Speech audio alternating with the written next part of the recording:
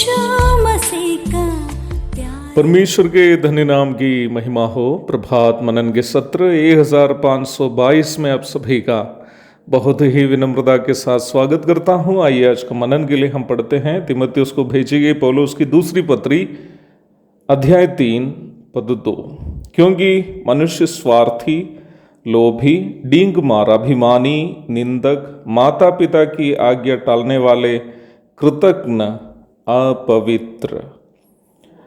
हम जिस ज़माने में जीवन बिता रहे हैं ये सेल्फी का ज़माना है। पहले के ज़माने में अपने आप को या अपने प्रतिभाओं को औरों के सामने प्रदर्शित करने का मौका केवल गिने चुने लोगों को ही मिलता था, परंतु अभी फेसबुक, ट्विटर, व्हाट्सएप आदि समूह माध्यमों के कारण हर किसी को अपनी प्रतिभाओं को दूसरों के सामने प्रदर्शित करने का अवसर उपलब्ध हो गया है। मैं ये नहीं सोचता हूँ कि यदि कोई अपना एक फोटो या अपना कोई विशेष अवसरों का फोटो इन समूह माध्यमों के द्वारा प्रदर्शित किया तो वो एक पाप हो गया। मैं भी कभी कभी अपनी खुशियों को दूसरों के साथ बांटने की इच्छा से ऐसा करता हूँ।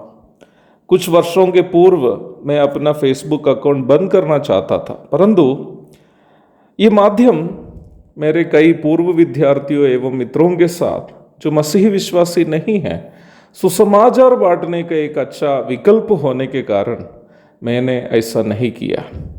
परंतु सार्वजनिक रूप में बोलूं, इन सब समूह माध्यम वर्तमान जमाने का स्वभाव को ही प्रदर्शित कर रहा है।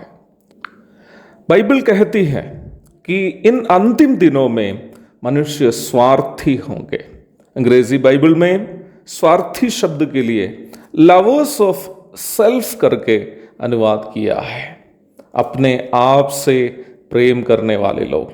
स्वार्थी शब्द का अर्थ क्या है? स्वार्थी शब्द ऐसा मनुष्य को दर्शाता है जो क्या कुछ भी करता है अपना लाभ के लिए ही करता है। हम कोई भी काम तीन प्रकार की मानसिकता से कर सकते हैं। पहली मानसिकता है बिना कोई उद्देश्य से कुछ करना, अर्थात कोई उद्देश्य नहीं। दूसरा, किसी दूसरे को लाभ मिलने की उद्देश्य से कुछ करना। तीसरी मानसिकता है स्वयं को लाभ मिलने के लिए कुछ करना। तीन प्रकार की मानसिकता से हम कोई भी काम कर सकते हैं, बिना कोई उद्देश्य से। दूसरा, किसी दूसरे को लाभ मिलने की उद्देश्य से। तीसरा, स्वयं को लाभ मिलने का उद्देश्य से। इस सूची में दी गई तीसरी मानसिकता को स्वार्थ कहता है, अर्थात कुछ भी करो अपना लाभ के लिए करो।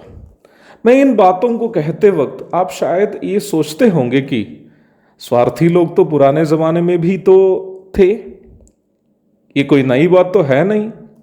आप बिल्कुल सही सोच रहे हैं। स्वार्थी लोग पुराने जमानों में भी थे, परंतु उन जमाने में निस्वार्थ लोग भी काफी तादाद में थे। परंतु वर्तमान समय की दुर्भाग्यपूर्ण अवस्था यह है कि स्वार्थ सार्वजनिक रूप में फैल गई और निस्वार्थ लोगों को देखना मुश्किल हो गया। और भी दुखपूर्ण एक बात कहकर मैं आज का मनन समाप्त करना चाहता हूं।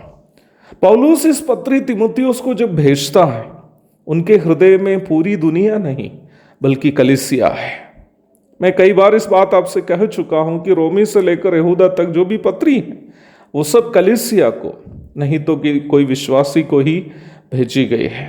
पौलुस जब अंतिम दिनों के स्वार्थियों के बारे में चिताता है, वह सारी दुनिया के स्वार्थियों से बढ़कर कलीसिया के अंदर के स्वार्थियों की ओर इशारा कर रहा है।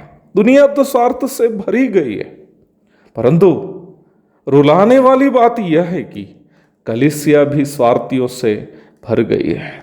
सांसारिक सुख सुविधाओं के लिए यीशु मसीह को मानने वाले विश्वासी लोग और सांसारिक सुख भोग के लिए प्रभु की सेवा का दुरुपयोग करने वाले सेवकों से कलीसिया भर गई है। अपने आप को परखने के लिए प्रभु हम सब की मदद करे। प्रभु के धन्य नाम की महिमा हो। आमीन।